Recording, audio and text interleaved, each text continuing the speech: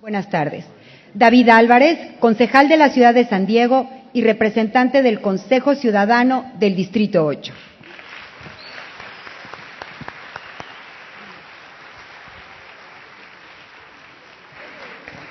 Lu Correa, senador del Estado de California, galardonado por la Asociación de Ciudades de California Condado de Orange como el legislador del año 2014.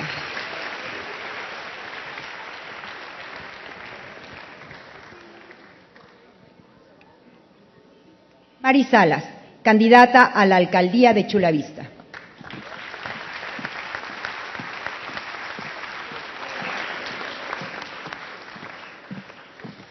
Y como moderadora, damos la bienvenida a Denise Moreno Ducheni, ex senadora del Estado de California, primera mujer latina en asumir el cargo de presidenta de la Asamblea del Estado de California.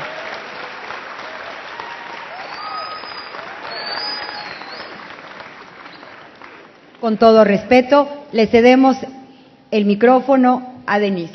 Buenas tardes.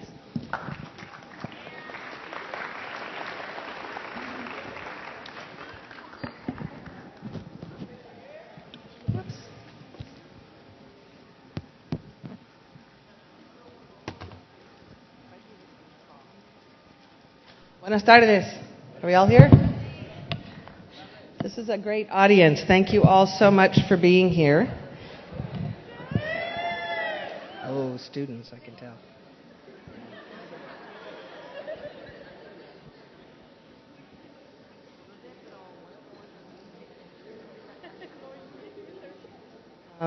Just to start us off, I will stay here and then I will join my colleagues here on the corner.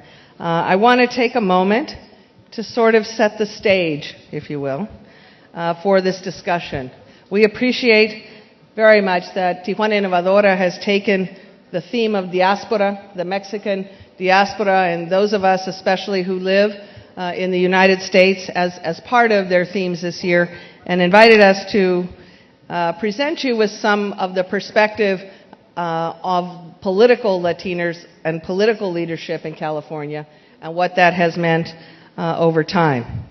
Last week, some of you may have attended a diaspora conference that was held at UCSD, where the director of the Institute for Mexicanos en los Exteriores pointed out to everyone that 12 million first-generation Mexicans live abroad, of which 99% reside in the United States.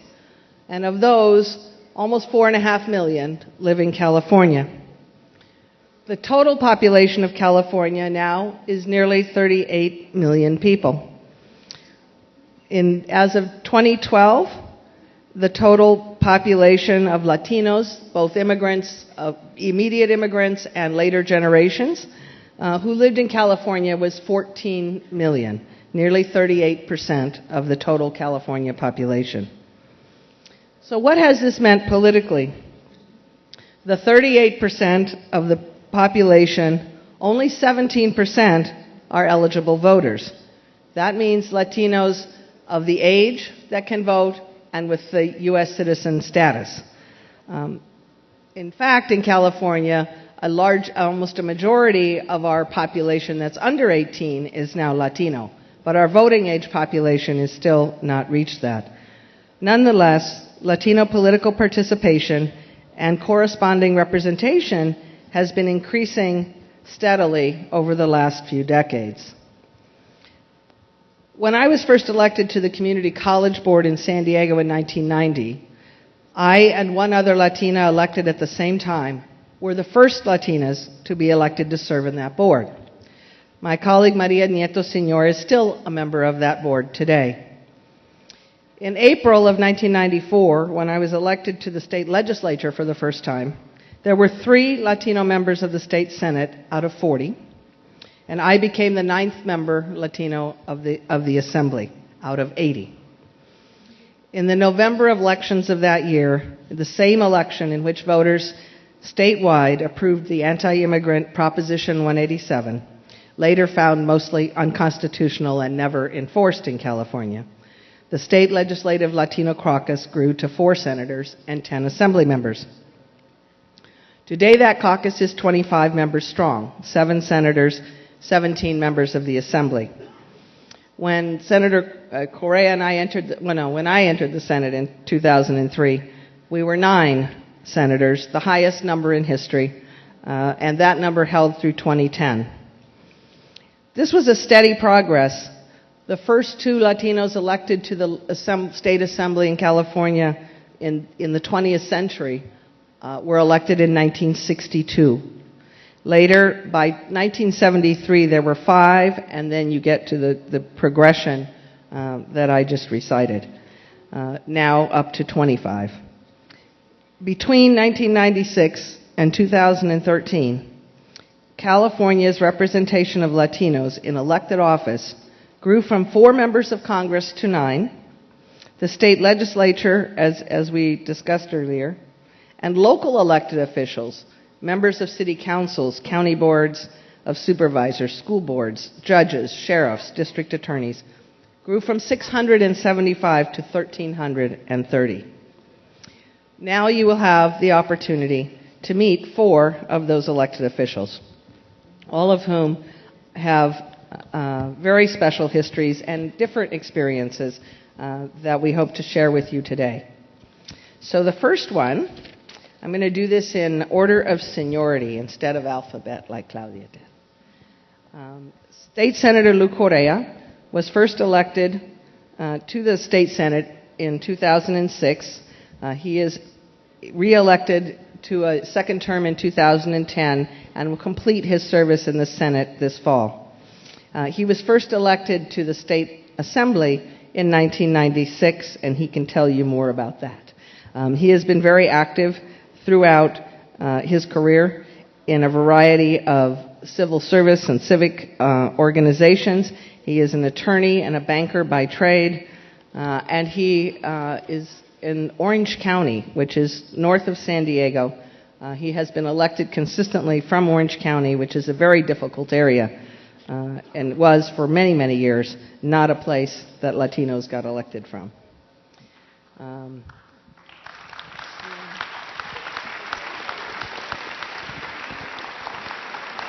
Let me do the introduction. Let me do them all, and then we'll talk. Let me do them all, and then we'll go back around. Let me introduce each of you first, and then we'll go back around and do the discussions. Our second panelist, Mary Salas, was born and raised in Chula Vista, and she'll tell you more about that. She has been involved with Chula Vista and the Civil Service Commission in a variety of local issues for many years, and later came to the State Assembly, is now back on the Chula Vista City Council, and is looking forward to hopefully becoming the mayor of Chula Vista in this upcoming election.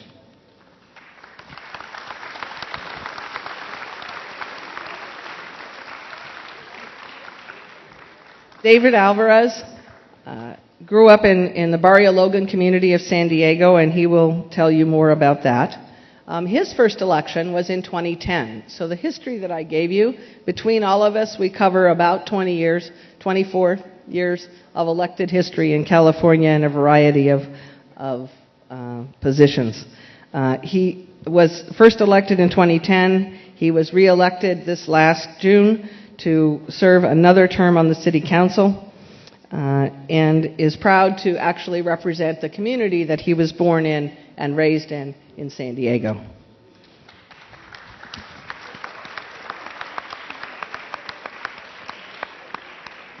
Our fourth panelist, Mario Beltran, is a political consultant and community organizer in Los Angeles, California. He has been active in state and local politics for over 15 years, and for 4 years served on the city council of a city in Los Angeles County called Bell Gardens. He has worked as a legislative staffer on many important issues. He had experience as a labor organizer prior to that, and studied political science at California State University in Los Angeles. So I have shortened their bios in order to have each of them, and we've asked each of them now to give us a little of their own version of their biography, where they came from, their families, and how they got interested in politics and got to where they are today. So starting with Senator Correa. Thank you very much, Senator Duchesne. Buenas tardes a todos. Good afternoon. First, it's an honor to have all of you here. Me da un honor estar con ustedes aquí. Me da gusto ver tanta juventud, such young folks interested in these issues of Latinos, Mexicanos in the state of California. Personally, I'll say very briefly, Senador Luis Correa. I was born in California. Spent a few years of my childhood in Zacatecas, Mexico. Any Zacatecanos here? Uno nomás. Qué buen mezcal, ¿verdad? But it's interesting because if you look at my life, my grandfather actually came to the United States in the 1800s, 1800, 1900, to work on the railroads, to build the railroad tracks in the United States. Returned to Mexico, got married, came back to the U.S., all of my family, my aunts and uncles, my father were all born in California. Then they returned in the 1930s during the Great Depression back to Mexico. My father then returned and I was born, of course, in California. Then I grew up in Zacatecas and I returned again to California. So I've been in California since, let's say, the last 50 years. So my thought, my question to all of us, what would drive an individual that's living in the wealthiest state and wealthiest country in the world, making a nice living, to go into politics? Why would any of us go into the política? ¿Qué nos atrae este negocio tan pesado? It's essentially need. All of us were probably living good lives. Then in 1994, we had Mr. Pete Wilson, who got, as a governor, was running in a platform of Proposition 187. And a lot of us were awakened to the fact that we as a community needed to be more politically active because we were being essentially blamed for all the woes of the world, and legislation was being passed to essentially punish our community. In short and sweet, that's the reason I got into politics.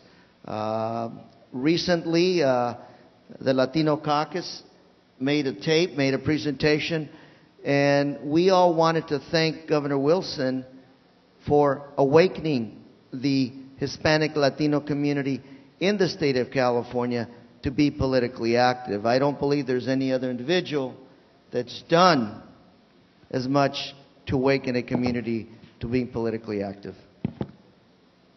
Mary? I have mine, Luis. Thank you very much.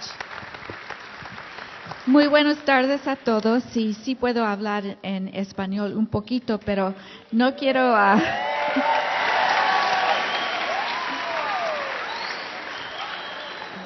Pero ya voy a hablar en inglés porque hago muchos errores cuando yo hablo en español y perdóname. So I want to tell you about my family because I'm so proud of them. My grandfather, much like Lou's grandpa, came here from Mexico around 1900, and he actually worked to clear out Balboa Park, the park in San Diego.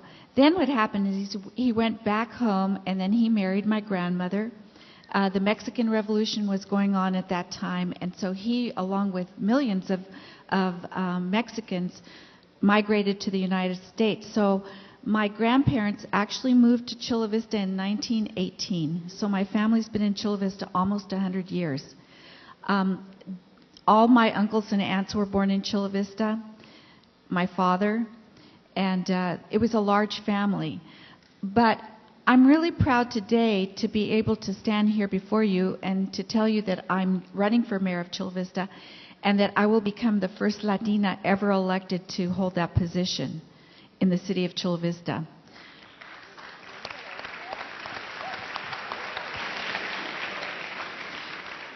When I was elected the first time to the Chula Vista City Council in 1996, I was the first Latina ever elected to that position as well.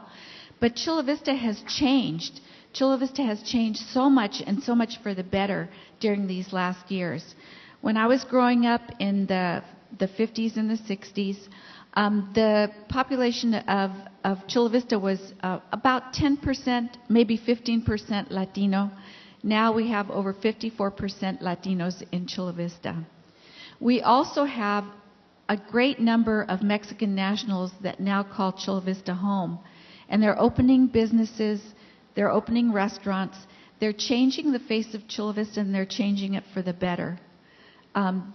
What I found about Mexican immigrants is that they have a lot of drive and they have a lot of spirit and they are entrepreneurial, so they want to open their own businesses. So, but getting involved in politics was pretty difficult when I first started.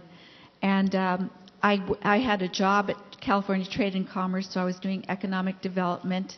I also belong to this organization called MANA, and MANA is a national Latina organization.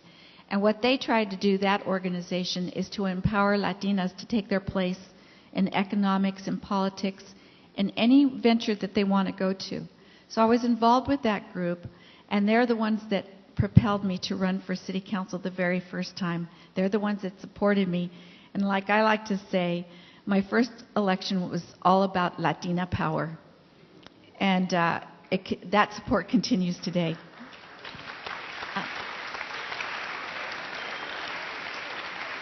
I'll pass on the microphone now to David because he has a great story to tell as well.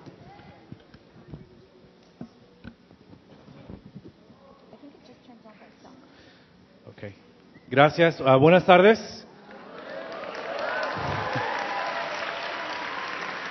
Yo soy David Álvarez, soy regidor de la ciudad de San Diego. Como me presentó la senadora, yo fui electo en el 2010 a mi primer puesto político y en junio de este año fui reelecto para terminar 4 años más.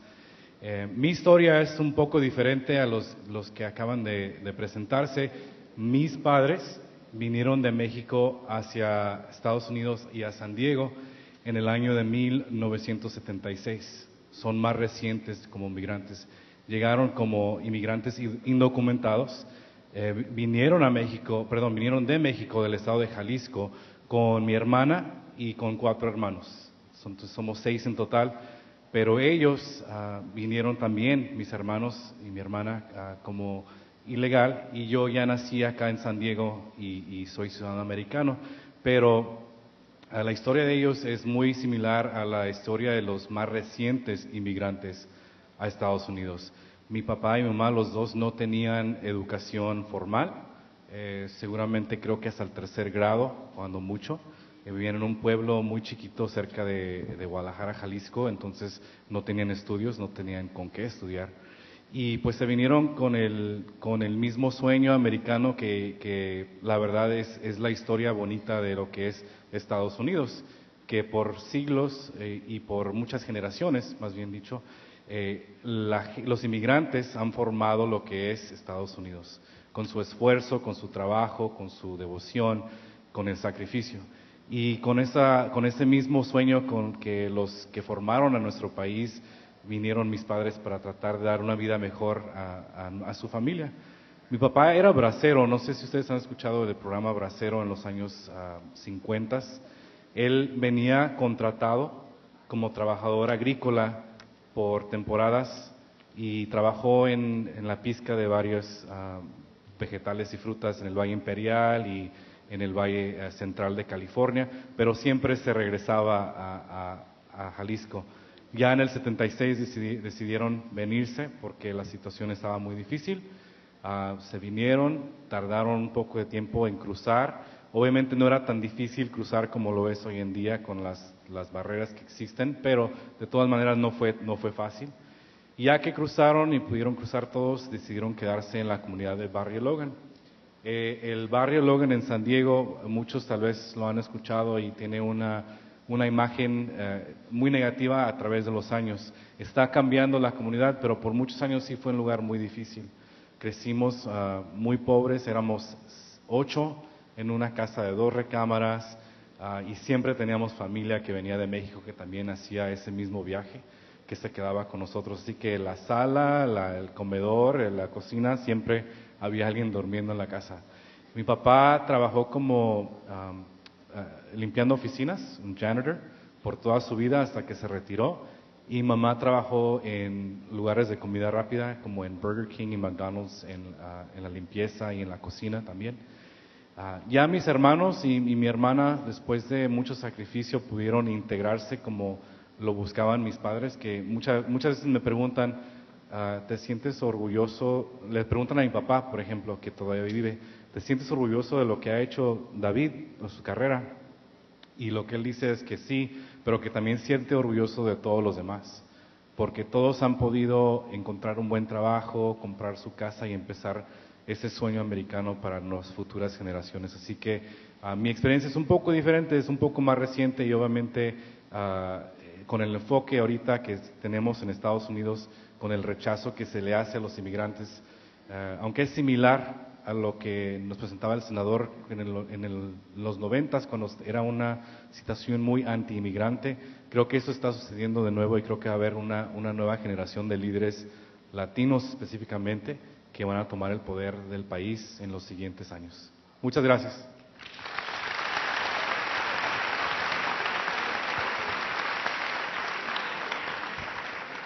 Buenas tardes.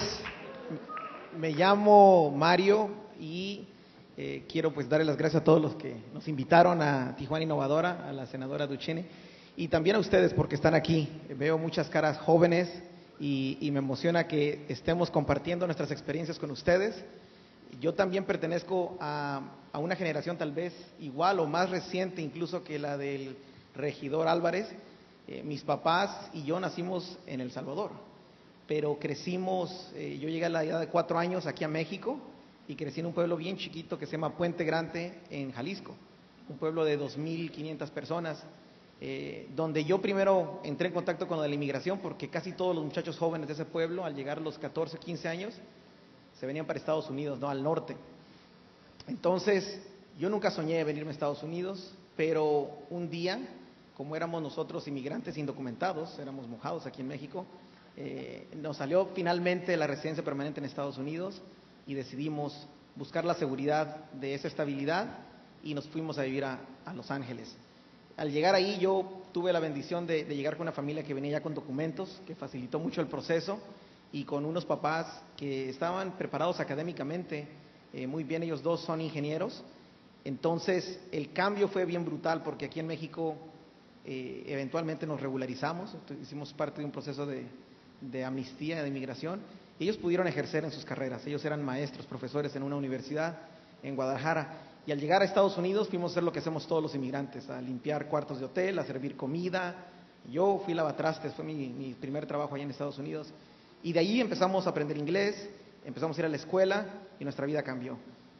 Lo que no cambió fue la experiencia de haber sido inmigrante, y aunque yo era un inmigrante legal a Estados Unidos, la mitad de mis amigos y compañeros en la escuela en Bell Gardens no lo eran, y eso me generó un interés muy profundo en lo de la inmigración, especialmente los derechos de los inmigrantes. Así es que así me envolví en el gobierno estudiantil de la escuela y de ahí me tuve la oportunidad de hacer un internado político con un legislador de California que se llama Gil Cedillo, y ahí comenzó mi carrera política. Ahí se reforzó mi interés en la cuestión migratoria y desde entonces no ha cambiado. Así es que así fue como me involucré. La experiencia de ser un inmigrante en Estados Unidos y un oficial electo ha sido muy interesante, para mí ha sido maravillosa y creo que vamos a tocar un poquito más adelante de esos detalles. Así es que muchas gracias y queremos a todo el mundo aquí en Tijuana.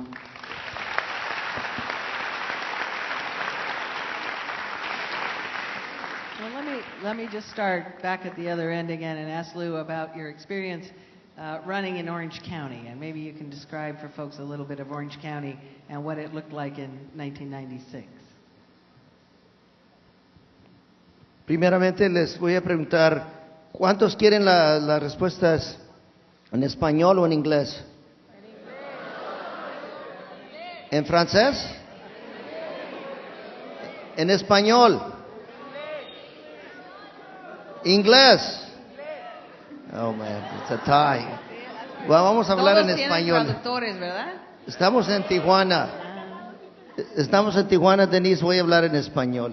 Brevemente les voy a decir que vivimos en un estado que ha cambiado tremendamente los últimos 30, 40 años. Cuando yo me lancé mi candidatura 1995, les voy a decir que no había muchos latinos elegidos del condado de Las Naranjas. Y para darles perspectiva, el condado de Las Naranjas tiene la fama de ser muy conservador, uno de los más republicanos en los Estados Unidos. Así es de que para un demócrata como su servidor, digo, estaba duro.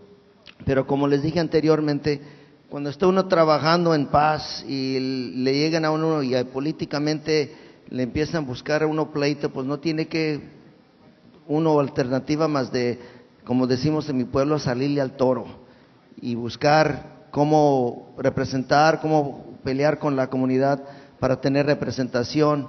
Así es de que en esos tiempos aquí, si tengo una madrina es Denise Ducheney, porque ella era elegida, era asambleísta y me ayudó mucho con recursos, con sus consejos para ser elegido en esos años. Pero al mismo tiempo les voy a decir que ahorita ha cambiado mucho California. Ahorita el grupo más grande en el estado de California son hispanos latinos. Y si se ponen a pensar de los lazos que podemos tener entre California y México, todavía tenemos muchas oportunidades. Ahorita hacemos más comercio con México que con cualquier otra nación en el mundo. Al mismo tiempo, pues tenemos que reconocer esos lazos, y ustedes que son la juventud, los que deben de ser nuestros líderes en el futuro para tener ese intercambio cultural, económico, para seguir adelante con estos lazos que deben de estar naturalmente allí. Denise? Thank you. All right. Mary, why don't you talk to us a little bit about city councils and the work you did in your first rounds on growth and some of the local sustainability issues in city councils? Well, Chula Vista is one of the fastest growing communities in the whole nation of the United States. We have over 250,000 people now just living in Chula Vista. And that development... when you first got elected versus now is 250, but in 1994... Oh, yeah, no. Or it was very different. In 1996, the first time I was elected to the Chula Vista City Council, there were about 180,000 people, and the Latino, Mexicano population was a lot less than it is now. And so it was a very difficult thing to overcome because people weren't used to seeing a candidate with a Latino last name, so I had to overcome that. But the way that I did that was to really build a lot of coalitions throughout the whole community. With the business community, because I was in trade and commerce. With the Latino community, with my work on MANA, and then my natural affiliation. And then with the development community as well, which is really important because I was on the Planning Commission of the City of Chula Vista. And the Planning Commission, we plan very differently in the United States. That has a tremendous amount of influence at the time. So it was a broad coalition of people that elected me that first time. And I think the really important message is that Lou's been saying, and I've been saying, that the population of California is changing so much, and there's a lot more people of Latin descent. But the problem is the low registration and voting. So even though we're a growing population, as far as our political influence goes, we'll never get there if people do not register to vote and then vote.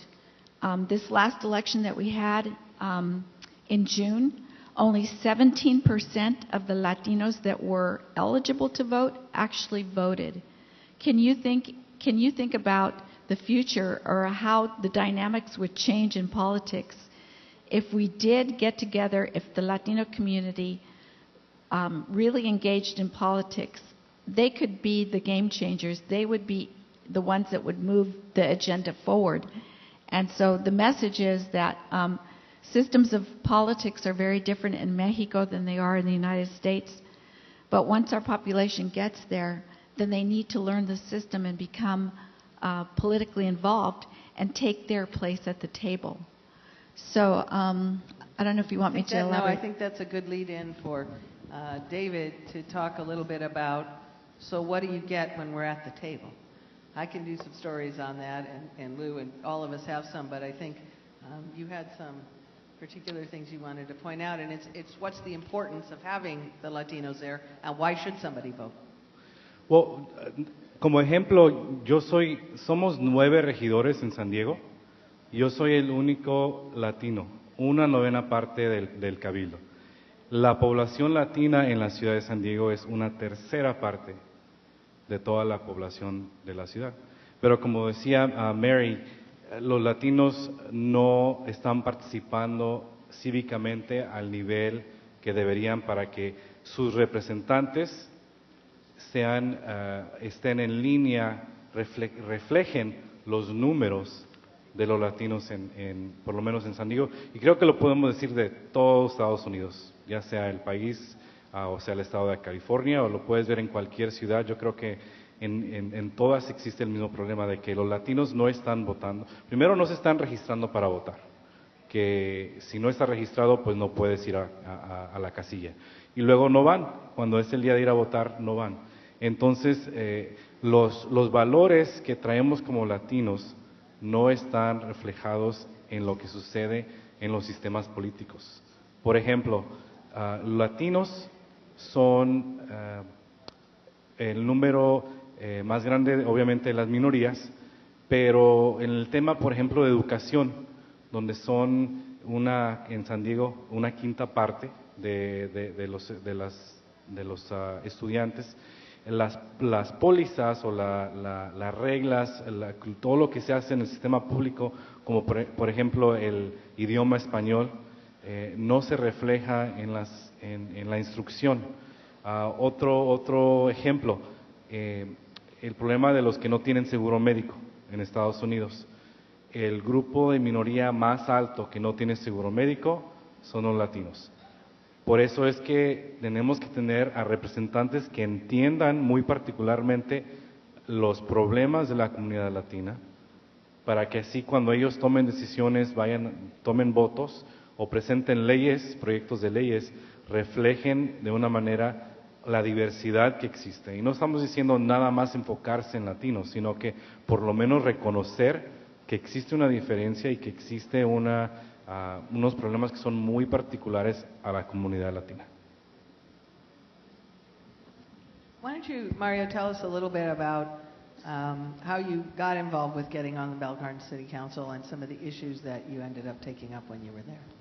Claro, cuando yo me decidí a postularme para ser concejal en mi ciudad, la ciudad estaba atravesando una época bien interesante de cambios, porque es una ciudad, 94% de la gente que vive en Bell Gardens son latinos y la gran mayoría son inmigrantes, no nacieron en Estados Unidos, y de esos que no nacieron ahí, una gran parte, casi la tercera parte, no son documentados, o sea que viven en Estados Unidos sin un estatus migratorio.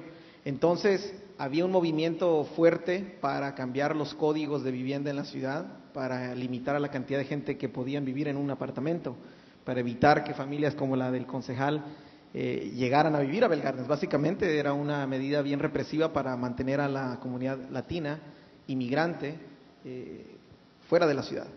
Obviamente eso creó una gran reacción.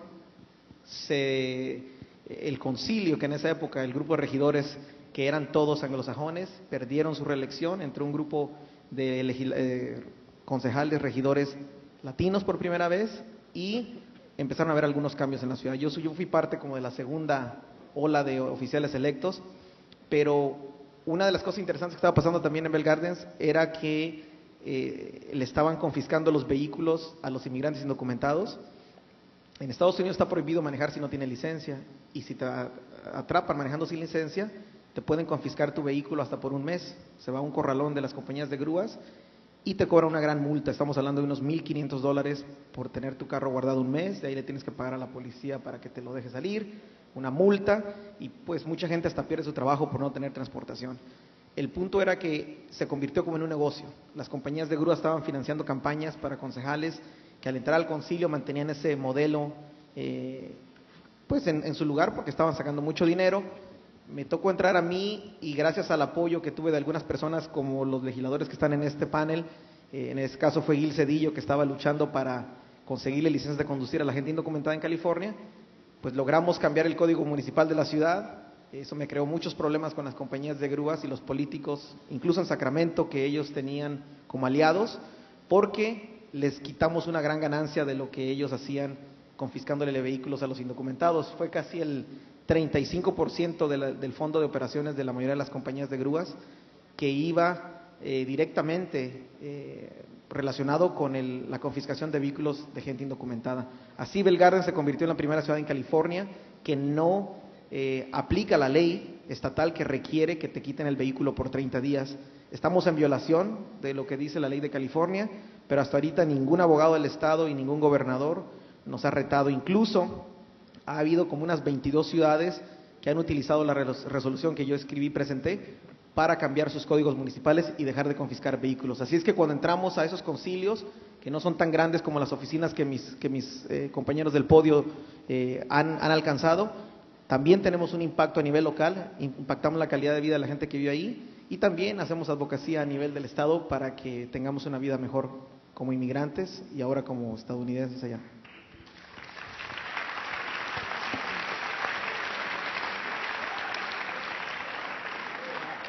Mary and Lou, and to some extent the others will remember, and this is something important, and it goes with what he was just saying to remember. When I was practicing immigration law in the 1980s, when families like David's and Mario's were immigrating or becoming legalized in the United States, it was right after that, all that time, people could drive legally in California, and what you needed to show to get a driver's license was your birth date, not your birthplace. Nobody cared where you were born. They wanted to know your birth date so that you were old enough to be able to drive a car, that you had the responsibility. But where your birth certificate came from was not asked for until almost 1994, which is when everybody's talking about this starting. And I go back to that because, Lou, I think it would be helpful to talk about the many, many years. So in 1993, they passed a law. In 1994, it went into effect that required you to show proof of residency that you had legal immigration status in California in order to get a driver's license. And you were part of the final successful round to get that through. So I thought maybe a little bit on that history and perspective would be interesting. Claro que sí, Denise. El tema de licencias de manejar en el estado de California, en la historia, para mí es paralela o es lo mismo que la historia de apoderarnos políticamente en el estado de California. Si se ponen a pensar, hace 20 años que nos quitaron las licencias de manejar, fue un tema político. Hace 20 años, gobernador Pete Wilson. Entre esos 20 años, cada política, cada campaña política, nunca falta de que saquen en unos artículos, unas tarjetas, retratos de indocumentados brincándose de un lado de los México a California, ¿verdad? Todo el tiempo se salen los retratos. Que es decir, eso es un tema que por muchos años movía políticamente a los votantes contra temas de indocumentados. Ahorita está una campaña muy caliente en mi área para mi silla senatorial. Y les voy a decir que no ha habido ningún artículo contra o mencionando indocumentados en esta campaña, que para mí es un símbolo que ha cambiado el modo de que los políticos, los consultantes, cómo nos respetan o nos malrespetan. Efectivamente, ya hemos llegado en el estado de California como un grupo político que se nos respeta. Y es algo bueno. Por la primera vez en 100 años, el presidente del Senado del estado de California es un muchachón que se llama Kevin de León. Kevin nació en San Diego, creció en Barrio Logan y en Tijuana, y ahora es presidente del Senado del estado de California. Al mismo tiempo, estos últimos 2 años hemos efectivamente pasado muchas leyes, efectivamente a nivel estatal, teniendo reforma migratoria a nivel estatal. A nivel federal, ahí es otro tema, pero a nivel estatal empezamos a cambiar la historia. Entonces, Denise, la respuesta a tu pregunta es de que reflejamos que ya ha llegado nuestra comunidad a un nivel político que votamos que se nos respete. Pero como dice Mary, todavía no votamos a nuestros números adecuados. Si llegamos a ese tiempo, un día llegue ese tiempo de que de veras votemos como a nuestros números, entonces sí vamos a ser un grupo políticamente muy fuerte. Mary, I was going to ask each of you a little bit, and I don't know, David, did you want to do your other thing? Yeah. Okay, let me have David do that, and then we'll have Mary talk about Quiero nada más some presentar other algunos. issues. Gracias. Quiero nada más presentar algunas cifras que creo que son muy impresionantes. Bueno, lo son para mí. Muchachos, si pueden venir a aprender. Maybe you'll take Mary because this isn't turning on, Denise. Well, he works on his. Oh, there you go. Just click it. No? No, go ahead. Oh, okay. Well, Mary, while he's figuring out how to do that, he's younger than we are, so he can do it better. But did he get it Okay, up? Oh, he there got it is. Never mind. There you go. Esas son unas cifras muy interesantes para que ustedes vean el poder político que existe o que no existe. De mi punto de vista, no existe en algunos lugares del país. Más de 50 millones de hispanos viven en Estados Unidos. Una población de más de aproximadamente 320 millones en todo el país. 50 millones son latinos. De esos, estamos viendo aquí los estados donde hay más población, entre más rojo, más latinos, ¿verdad? Aquí ven de dónde vienen. Si este cuadro representa a todos los latinos en Estados Unidos, esos son los países de donde vienen los latinos. Obviamente, MEX, todos sabemos dónde es, estamos ahí. Me gustó mucho.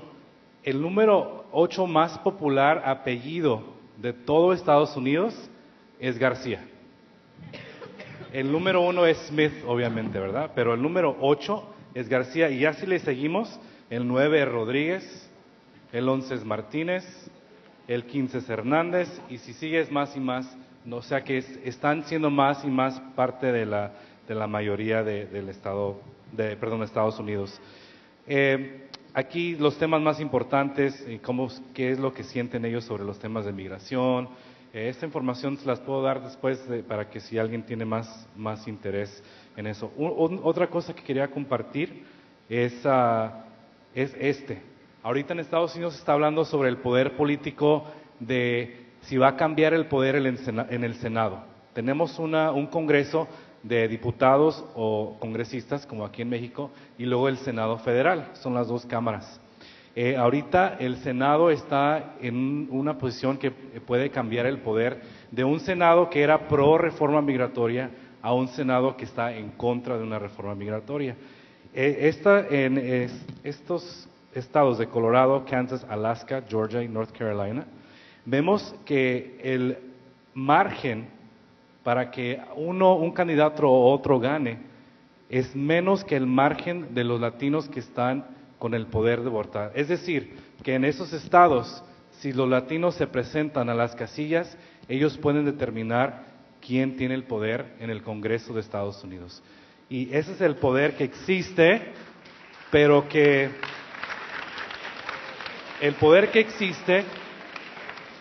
no se ha concretado. Así que si quieres, Denise, pasar con alguien más, te puedo buscar otros números más interesantes también. Okay.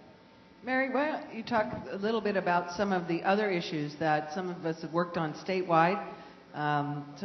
You were chair of committees, veterans, water, and some of the bigger issues, and what role Latinos in the legislature played in some of them. Well, right now the most pressing issue to all of Californians and to Mexico is the shortage of water. We're experiencing a terrible drought in California. We've actually diverted some water from Mexico with the lining of the American Canal and those kinds of transfers. But the issue of water and how you fix the problem has always been very, very contentious up in Sacramento, and that's where all the legislation is made. But what happened when I served in the assembly was the Latino caucus, which was a group of, I think, about 21 at the time. 24, 25. Yeah, 24 or 25 of the 120 legislators up there. We really forced the issue to get the water bond going and policy to work on water going. So you can see that those issues that were very important to us, and the issue of water was particularly important because so many of the Latino population either works in agriculture or in other industries that depend on a heavy use of water. So we worked on that. We also were trying to get the driver's license issue resolved, but we didn't quite have enough in numbers at that time.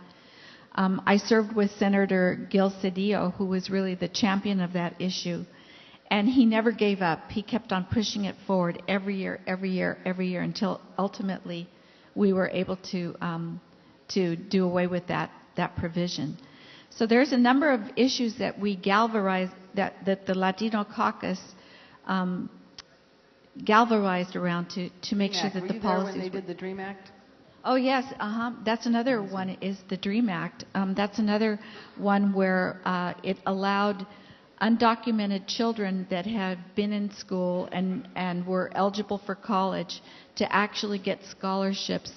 And not only that, at that time, if you were an undocumented student going to California colleges, you had to pay out-of-state tuition fees, which really made it unaffordable for those children. So there again, because of the Latino caucus, we really pushed the issue forward, and we were able to get the DREAM Act passed in the state of California. Okay, David, you got it. Okay, we're going to go about, This will between all take. of us, we're going to go about 6 more minutes, and then we're going to open it up to questions. I think this is just think about the future. So, 2 minutes probably. 2 minutos, el futuro. En el 2016 es la siguiente elección presidencial en Estados Unidos. ¿Qué significa la participación latina para el 2016? Toda esta información que presento no es partidista, es de un grupo que se llama latinodecisions.com. Es información que está bien investigada y documentada. Para el 2016, aquí está el sentimiento de los latinos.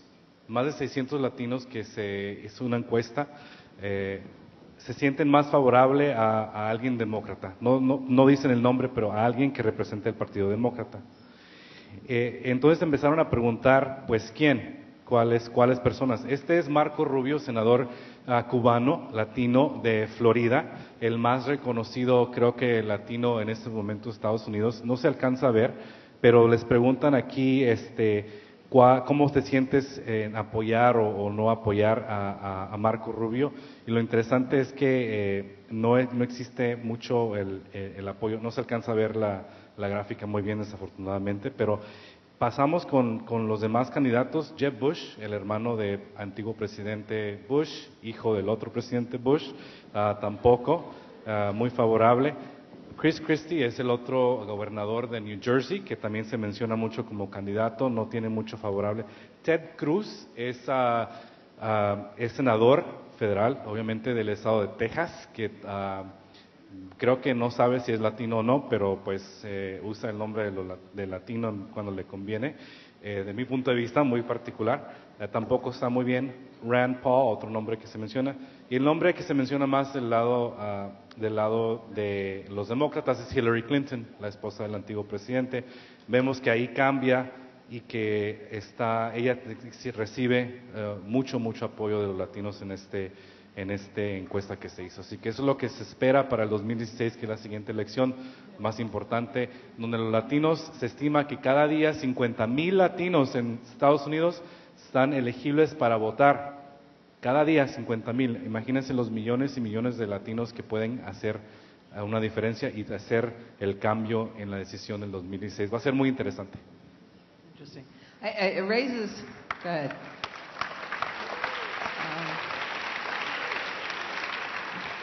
It raises an interesting question that I think is important for all of us to consider, and I don't know who might want to take this, but it really is what's about the issues and the sophistication of the voter versus just because you're Latino doesn't mean just because you have a Latino surname doesn't necessarily mean that somebody needs to vote for you unless you're carrying the issues that they care about. And so political involvement is bigger than just having a name and putting it on the ballot.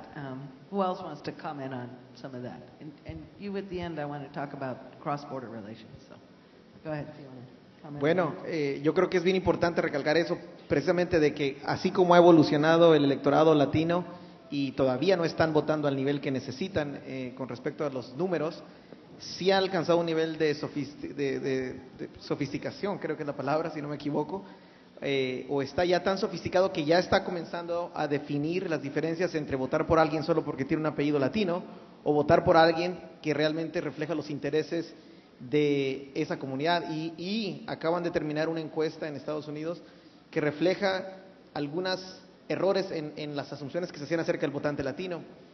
Algunas personas creían que solo porque los votantes latinos tienden a ser conservadores en temas sociales, están generalmente en contra del aborto, que por esa razón simplemente ellos van a decir cómo votan, y no es cierto. La mayoría de los latinos ya en Estados Unidos realmente les preocupa qué representa un partido o un candidato con respecto a la creación de empleos, a la educación de los hijos y a la igualdad social en la sociedad. Así es que están evolucionando y ojalá que pronto participen en los números necesarios. Share one little story, and then it reminds me of a story when then Assemblymember Cruz Bustamante in 1996 became the first leader of the state assembly, just as somebody described earlier. Kevin De Leon is now the new leader of the state senate.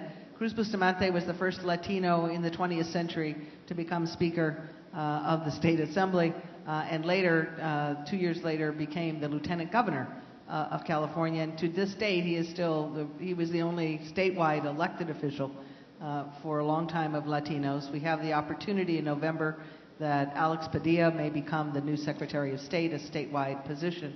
But when Cruz became Speaker, and this was right after that 187 period that people were talking about earlier, everybody was nervous. It was, the Latinos have taken over. And the newspaper reporters and the press all came into Cruz's office, and they were all very anxious, and nobody had ever seen a Latino speaker before, and what does that mean? And they asked Cruz, so what is the Latino agenda? And Cruz said, well, we want really good neighborhoods and health care and schools for our children and parks they can play in and safe neighborhoods. It's the agenda for all of California. It's not a separate Latino agenda. And I think it's an important message that we all have to always take by. Lou, you want to talk a little bit about the value of having Latinos there for cross-border and working with Mexico, and then we'll throw it open to the audience. Claro que sí, muchas gracias, Denise. Did you marry her? Si nos empezamos a pensar de la frontera de California, de México, como les dije anteriormente, para mí esa relación entre California y México ha sido una que se ha ignorado por muchas razones, los últimos 20, 30 años, por razones políticas. Pero si ven los lazos que tenemos, son muchos, la oportunidad tremenda. Hablamos del comercio, más oportunidades. Y ustedes son los líderes del futuro que van a crear ese nuevo mundo donde podemos vivir. Soy el presidente del Comité de Relaciones entre California y México. Tristemente les voy a decir que los últimos 5 años es apenas de que nos empezamos a mover delegaciones de California al DF para la frontera. También he participado como presidente del comité de los estados fronterizos, donde vemos los problemas que tenemos comunes. Entonces sí tenemos una frontera, pero no quiere decir que nuestros problemas paran en un lado o el otro de la frontera. Como las oportunidades están en los dos lados, también los problemas. Entonces para mí es donde hay mucha oportunidad. Todos sabemos de comercio, pero también los problemas que tenemos sociales en ambos países, ambos estados, problemas socioeconómicos, de drogas, de carteles. También les voy a decir, hay otro tema de que no muchos lo conocen. Todos hemos hablado de los dreamers, que están viviendo los indocumentados, los niños que ya les hemos dado el amor, el cariño de que sigan estudiando en los Estados Unidos y quieren seguir en la universidad, hasta les damos préstamos. Pero muy raramente se habla de los niños, casi 1 millón de niños que están creciendo en México, que son ciudadanos americanos. Sobre este presidentito que tenemos, Obama, que nos ha deportado más que ningún otro presidente y los últimos 10 combinados, hay muchos indocumentados que se deportaron a México y con ellos los siguen esos niños que son ciudadanos americanos. Y espero que en México, que en los gobiernos mexicanos, a nivel estatal y federal y local, les den un respeto a esos niños también. Porque esos niños no son de nosotros, como los indocumentados no son de ustedes. Esos niños son de todos. Entonces tenemos que dar la oportunidad de estudiar.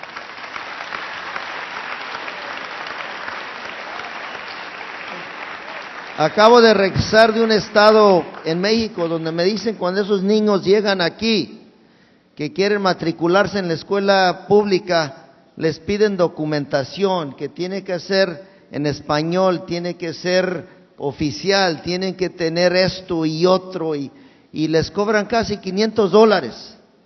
¿Se imaginan ustedes cuando llegan estos cristianos, los deportan sin nada, llegan a un pueblito sin dinero y dicen para educar, para que sus niños vayan a la escuela, necesitan $500? Eso no es correcto, señores y señoras, eso no es correcto, porque saben, cuando esos niños, nuestros niños indocumentados llegan a los Estados Unidos, ¿qué se les pide? Nada. Bienvenidos a estudiar, queremos lo mismo para todos nuestros niños.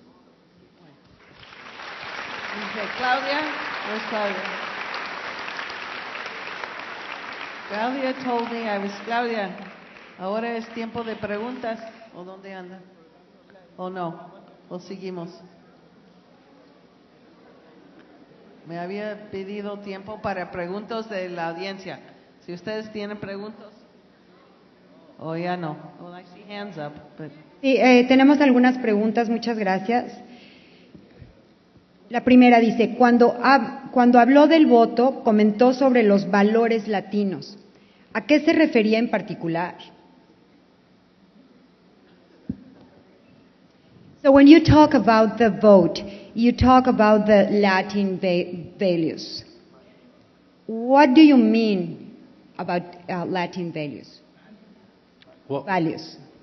yo puedo contestar muy particularmente a cuáles son los valores latinos al nivel municipal, que es lo que yo represento. Nosotros nos encargamos de las bibliotecas, los parques públicos, las áreas públicas, y de mi punto de vista tenemos un problema con la juventud y muy particularmente con los latinos de obesidad y de problemas de salud que llegan con la obesidad. Por eso los parques y los centros recreativos son importantes para los latinos y es un valor importante para mí. También existe lo que se llama Digital Divide, que hay una división entre los que tienen acceso a información a través del Internet y hay muchas familias que no. Los latinos continúan siendo una minoría que no tiene acceso a esa información. Entonces, las bibliotecas, de mi punto de vista, son un valor muy importante para mí, porque ahí es donde los jóvenes y los niños pueden tener acceso a computación y a tecnología que no lo tienen en su casa. Así que son dos valores muy pequeños ejemplos de lo que son los valores de los latinos, por lo menos de mi punto de vista, al nivel del municipio. Hablaron sobre representantes que entiendan. ¿Es cuestión de conocimiento o de sensibilidad a la diferencia? Yo, si lo puedo contestar, yo creo que es ambas. Es información que es importante que los oficiales electos de Estados Unidos tengan, como estas delegaciones que el senador ha liderado, de venir a aprender cuáles son los temas de importancia en este lado de la frontera, cuáles son allá, intercambiar información, y dos, de sensibilidad, que es una característica que la tienes o no la tienes. Y algunos seres humanos de diferentes partidos allá son insensibles, son inhumanos, son injustos, son egoístas y los encuentras en ambos partidos políticos, en todos tipos de grupos étnicos. Así es que creo que son las dos cosas.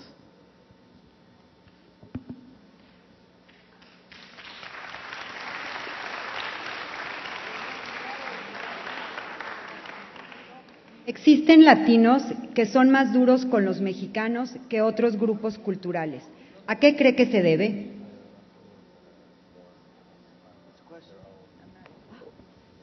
So, ¿en español o en inglés? Más lento. La pregunta. Existen latinos que son más duros con los mexicanos que otros grupos culturales. ¿A qué cree que se debe? Okay, Como, como Sí. la policía o algo así. Sí, claro que sí hay personas de ascendencia hispana en Estados Unidos que son más estrictos, más exigentes y a veces más injustos con los mismos latinos o hispanos, ya sea porque nos ven diferente, porque ellos nacieron en Estados Unidos o pertenecen a una familia que ya tiene varias generaciones allá y por consiguiente nos ven a los inmigrantes más recientes como inferiores o diferentes, o a veces que no valoramos los mismos principios que ellos y sus familias. Es una forma de discriminación y de prejuicio como todos los demás. Bueno, y a veces es para, se ve gente que están tratando de presentarse en frente de una audiencia en particular, si son tratando de correr la oficina. Acaba de hablar de Marco Rubio y Ted Cruz, esos cubanos que son de Texas y Florida, pero son muy anti-inmigrantes en su retórico. Cuando hablan y cuando están en la política no quieren aceptar de que esto debe de ser para todos y están parte de los que están en contra y a lo mejor es para que todos los demás se los ven muy duros y estrictos. Lo que yo quería compartir es mi experiencia personal. Mis padres, recuerden, como les dijo, llegaron como inmigrantes indocumentados. Hay muchos, como decía ahorita, que han estado en California y en el suroeste de Estados Unidos por muchas generaciones. Y muchas veces lo que yo he escuchado es, pues, mis antepasados estaban aquí antes. Los tuyos llegaron aquí como ilegales. Así que somos diferentes por esa razón, porque tú eres de descendencia ilegal, pero nosotros lo hicimos de una manera formal o legal o cualquier excusa que quieran usar, pero sí hay ese sentimiento por muchas personas que dicen, nosotros lo hicimos de la manera bien y tú lo hiciste, tu familia lo hizo de la manera mal. Sí existe esa diferencia. ¿Qué es el DREAM Act? The DREAM Act is legislation that was passed that allows children who have studied in our United States schools that were undocumented to be able to get scholarships and loans to go to universities, and they're allowed to go to those universities at the same cost as anyone that was born in the state of California. Before the DREAM Act was passed, children who were undocumented were not allowed to go to the universities without paying what they called out-of-state tuition, which is about 3 times the cost of what a Californian pays. So the DREAM Act allowed that equality, whether or not you were here legally or illegally. And that's a good thing. I mean, it's good public policy, because if you look at the changing demographics in the state of California, the young population are the Latinos. They're the ones that are going to be the workforce of the future. And if we don't educate and have education available to those young people, then the state of California and the United States will suffer if we don't educate the young. Go ahead. El Dream Act, un dreamer es un soñador. Esto es un tema que refiere a los niños que sueñan ser como los otros niños en los Estados Unidos. Son niños que llegan jovencitos, recién nacidos, indocumentados, que sueñan algún día tener los mismos derechos que los otros niños en los Estados Unidos. Yeah, I just want to make that distinction because there was a federal legislation referred to as the DREAM Act, and that President Obama has allowed to sort of go into effect, even though it never passed, which is to allow young people to stay in the country and to eventually legalize. That was the Federal DREAM Act, and because it didn't pass, states like California said, well, we're going to do everything we can as a state to protect that population and allow them to go to our schools, get the education they need while we wait for the federal government to allow them to fully gain legal permanent residence and ultimately citizenship. Y el autor también es Gil Cedillo. Denise, ¿algún comentario que quieras dar para cerrar? Sí, tenemos 3 minutos por si quieres cerrar. The closing statement? Oh, you're done. Okay. No, para entregar el reconocimiento a nuestros panelistas, muchas gracias. Nos va a acompañar nuestro presidente José Galicot, nos va a acompañar Susan Davis y nos va a acompañar Bob Morris.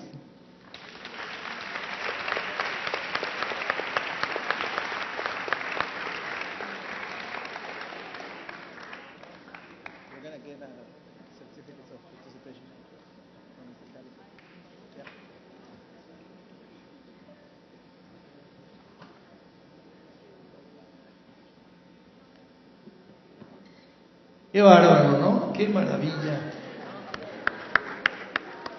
Tenemos aquí a amigos queridísimos. La verdad, we dream together to have this place and to talk about these things.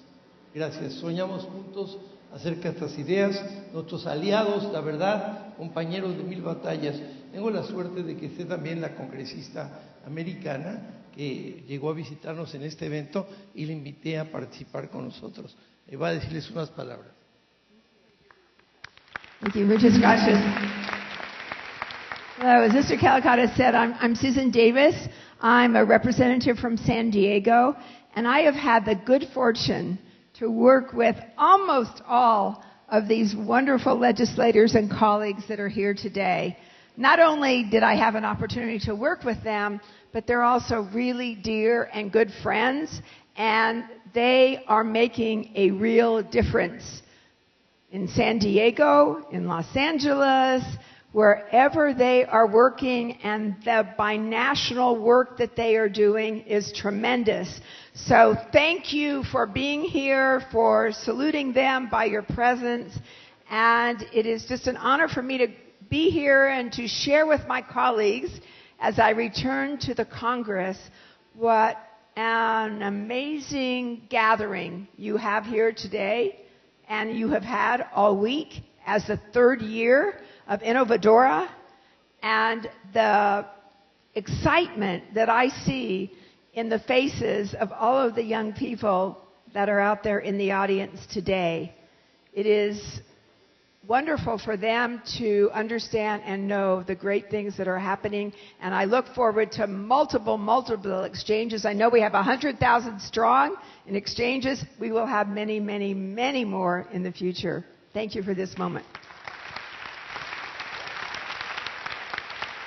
Mary, gracias. ¿Saben qué? En estos 2 años de ser Tijuana Innovadora, que nos llevó a este evento, sin ellos no lo hubiéramos podido hacer. Mary, gracias.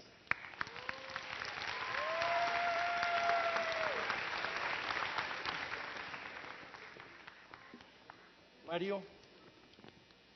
Gracias.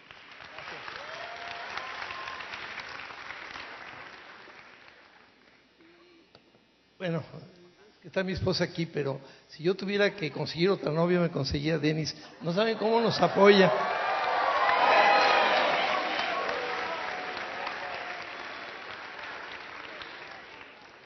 Correa,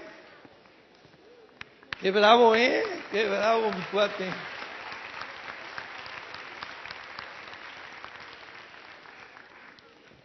Y por supuesto, mi amigo, mi querido, entrañable amigo David Álvarez, te quiero mucho.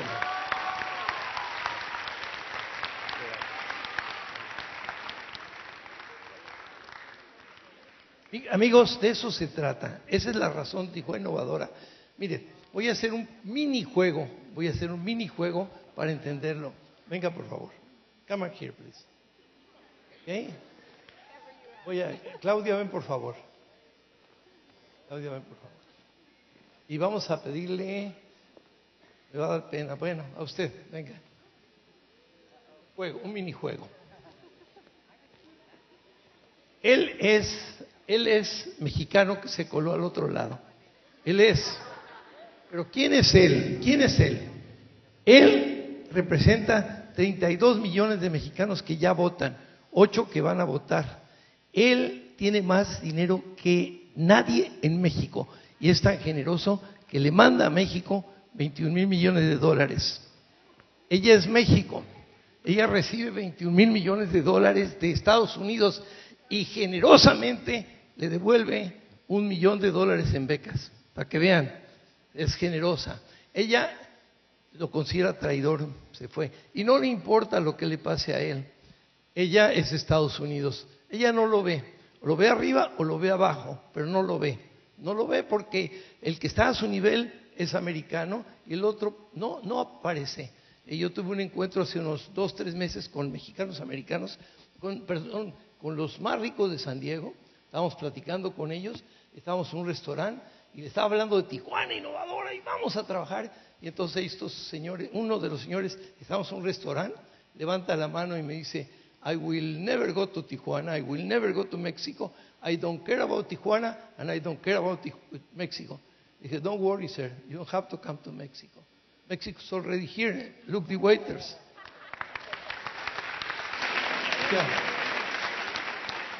Pero no es el momento de enojarnos, es el momento de hermandad, es el momento de decirle a los americanos lo que aquí se ha dicho.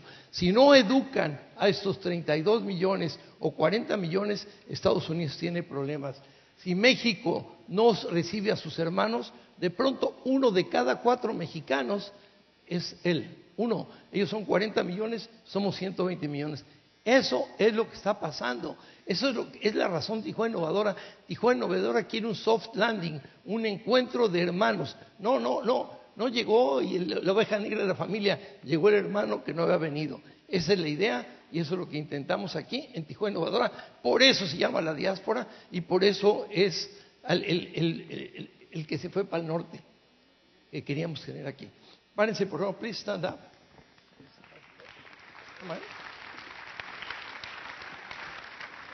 Esto no lo saben ellos, es un truco. We have a trick here. You have to come with me here in this line. Okay? And you have to take your hands like this. Don't embrace. El otro día pedí la mano así y ¿qué creen que pasó? Me dieron a toda la señora. Okay. A la 1, 1, 2, 3.